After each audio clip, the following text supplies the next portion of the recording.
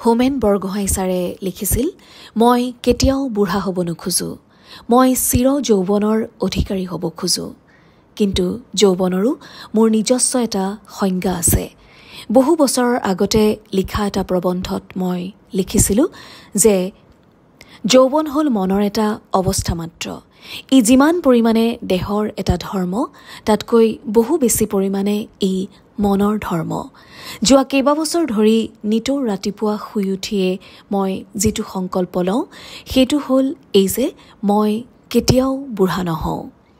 চিৰ যৌৱনৰ যিটো মন্ত্ৰ মই নিজে আৱিষ্কাৰ কৰিছোঁ, সেইটো হ'ল এই যে মানুহে জীৱনৰ শেষ মুহূৰ্তলৈকে স্বপ্ন দেখাৰ অভ্যাস ত্যাগ কৰিব নালাগে। মানুহ কেতিয়া বুঢ়া হয়? যেতিয়াই তেওঁ স্বপ্নৰ জগত ত্যাগ কৰি স্মৃতিৰ জগতত আশ্ৰয় লয়।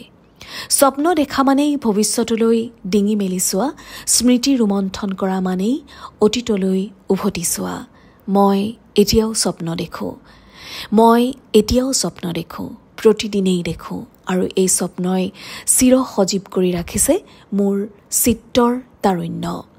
মই বিশ্বাস কৰোঁ যে কোনে কেনেকুৱা স্বপ্ন দেখে সিয়েই নিৰ্ণয় কৰে তেওঁৰ জীৱনৰ পথ আৰু লক্ষ্য।